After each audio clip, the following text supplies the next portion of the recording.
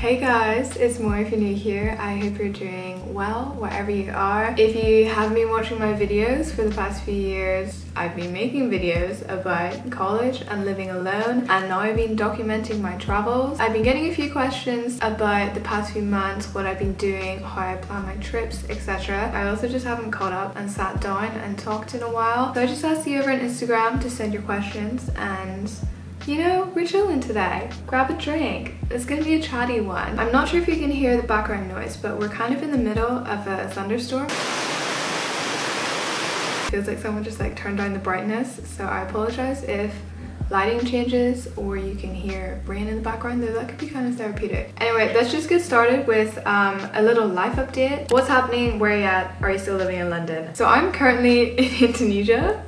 I'm half Indonesian. My mum's side of the family is from Jakarta. I haven't been back to Indonesia since 2018, and this is also my first time going solo, which is a little scary, but I think I'm mostly just excited. If you watched my other Q&A, I talked more about why I was leaving London, and for the past few months I have been kind of test living and traveling around Paris and Florence. I made little video diaries about that. This trip was a bit of a whim. I got an email from Jack's Flight Club. If you're looking for cheap flights from the UK, you should definitely sign up to this newsletter. One came through for Indonesia flights and I booked it. Now 5 months later we're here. And tips on planning and not getting overwhelmed. First thing you need to work out is what kind of trip do you want to take. Do you want to be hopping around different places or basing yourself in one spot? And you also need to work out what your purpose is. Are you traveling to sightsee, to experience a city? Are you going to be attending school or classes, working abroad, volunteering?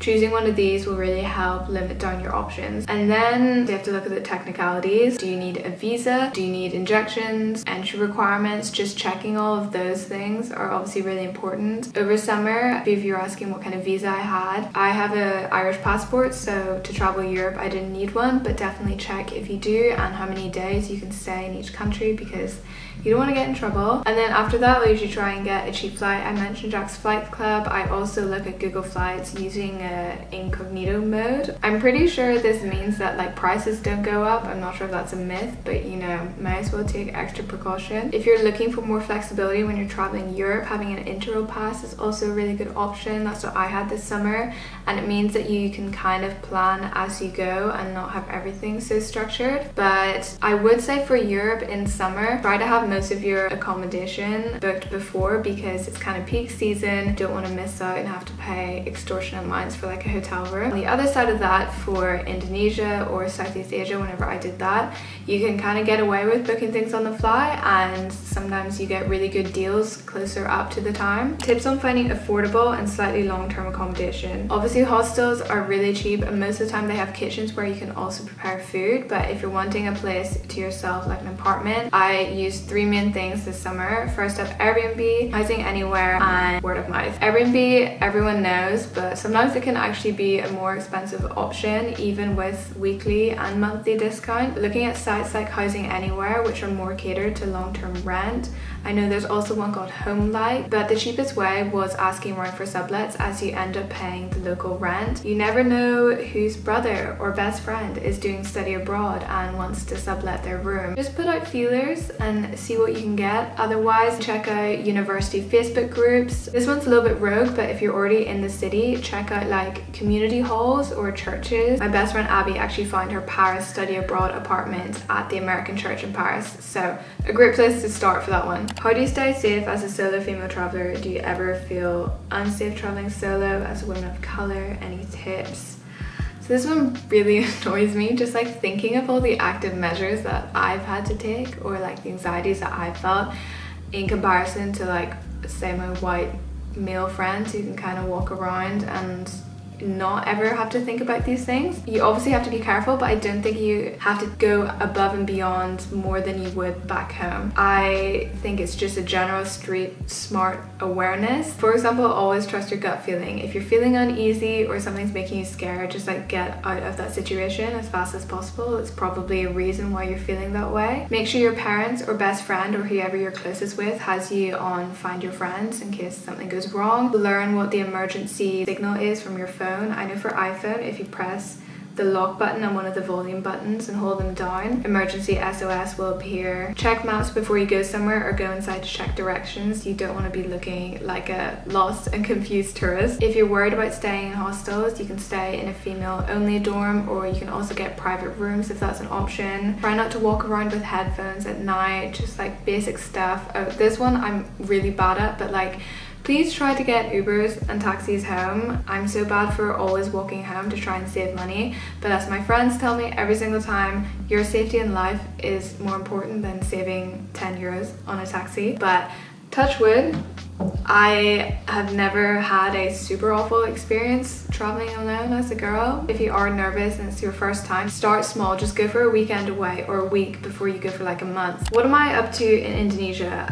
So I'm mainly exploring parts of Bali and Java, and I'll be visiting my family in Jakarta. I'm also working on a personal project which I'm really excited for, and I'll be filming parts of it in Indonesia. This season and going into next year, I really want to take my videos to another level in terms of production and storytelling. And honestly, I don't know that much about filmmaking at all. I only know what I've learned through YouTube. I've started taking some Skillshare classes. I just finished Cinematography Basics, Understanding Filming Style with Jack Mulligan, where he brings us through a scene from one of his features. Even learning about making a shot list, that's something that I've never done before. Like whenever I approach videos, I usually just film whatever and then try and pull a story and pull it together. Oh my god.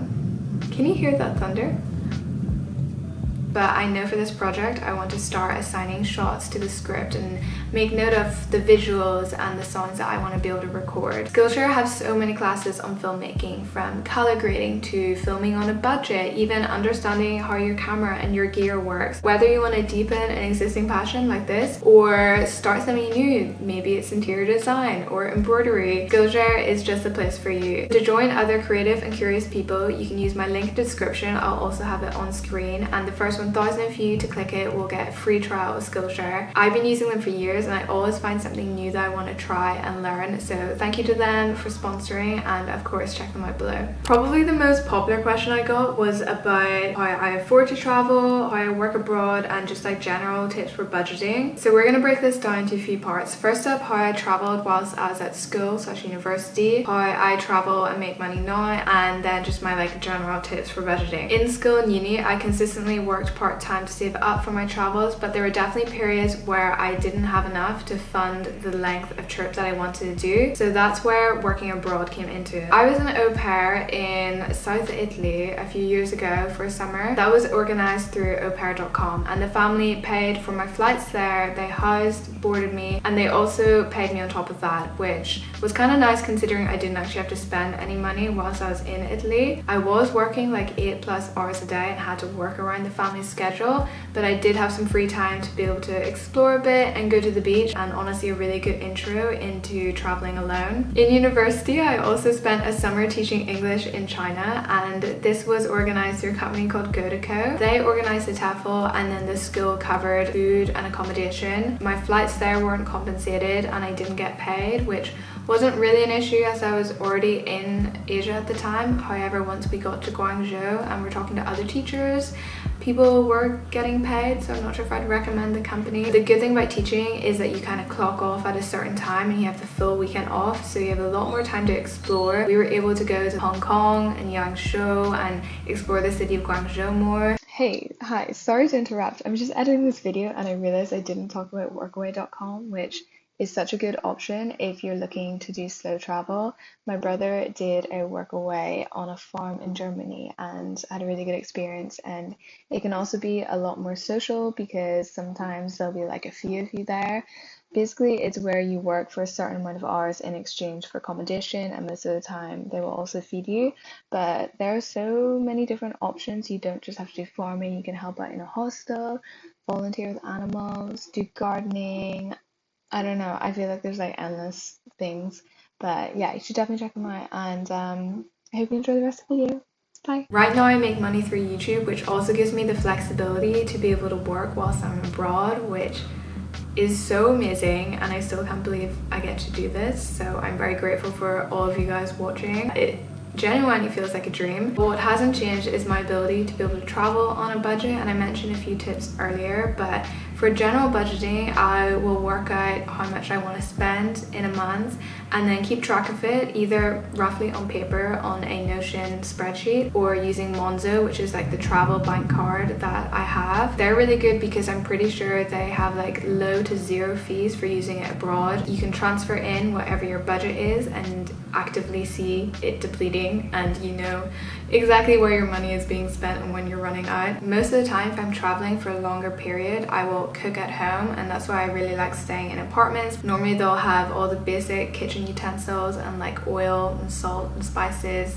Maybe not spices. I did carry around a little bottle of sriracha, but I'll start with a grocery shop once I get there, and even making packed lunches can be super cheap. And if you don't have a kitchen, you can still get like bread and ham or cheese or hummus.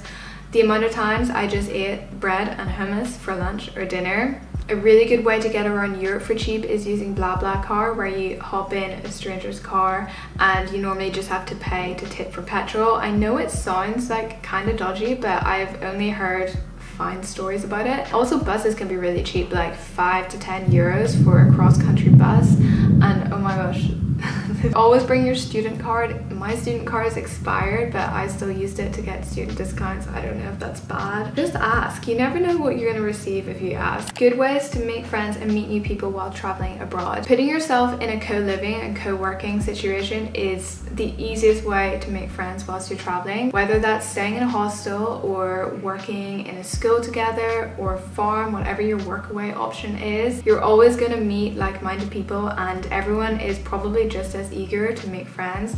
Especially in a hostel situation, most people are also solo travelers. But if you're staying alone, which I was, signing up for activities that interest you, like art classes or doing like a walking tour of the city. Also use ClassPass whilst in Paris to go to a few like yoga Pilates classes. You do just have to be open and put yourself out there, which can sometimes be kind of uncomfortable, but honestly, what is the worst that can happen? Okay, you guys don't vibe, then great, you're probably never going to see them again. You know, you can just forget about them and try and make friends with someone else. Tips on packing. I think I'm actually going to do a packing video this time around because I noticed that I overpacked for my trip to Europe and I did so much better this time around. I brought 2 bags with me. I have a bigger Patagonia duffel, but if I wasn't bringing camera equipment, I honestly would have been able to fit everything into this. I think it's a 25 litre, and they also have a bigger one, like a 32 litre. It's the deep hole, not the deep hole, the black hole. And I love it. I just love Patagonia as a brand. The owner gave away all his money because he's a good non-billionaire, and they also have a lifetime guarantee. So I'll leave this one and my other one linked down below. And yeah, let me know if you actually do want a packing video. You don't need as much as you need. Put out what you want to bring on your bed, half that again. You can probably live on less. Number 1 tip is packing cubes. Packing cubes are great. They're so satisfying. It makes everything easier to organize, and I don't know why, but you can just fit so much more in with packing cubes. Best ways to cure loneliness and anxiousness when alone and abroad. As much as I love traveling by myself and being alone, it can also be super lonely. I'll experience something, I'll go somewhere, and I just wish someone had been there to experience it with me. I just want to look around and be like, did you see that? I can't believe we get to be here. Being able to make videos and actually document it has really helped with that. You can always FaceTime friends and family. My favorite thing is to keep my friends updated on Be Real. I love seeing what they're doing. I love them seeing what I'm doing. It's just like a nice way to interact without having to like talk to someone for a long period of time if you're like a bad texter like me. And also it's about mindset. Instead of being like, oh, I have to go to this cafe and sit by myself or go to this park alone, you have to think, I get to go to this cafe and I get to sit alone, I get to order whatever I want, and I get to spend my time as I please. Honestly, you just have to romanticize your life. Solo traveling is such an amazing experience. You can do whatever you want. Your trip is going to look completely different to everyone else's, and I think it's really important for people to learn also how to be alone and how to not have to rely on other people and figure things out. And yeah, at times it can be lonely and things can go wrong, but you just gotta take a step back and be like, I'm doing this on my own. Like, how cool is that? I think it's great. And last question, since the rain has started again and it's getting even darker, are you planning on settling down sooner or later? Yes, at least have a home base or somewhere that I can always come back to.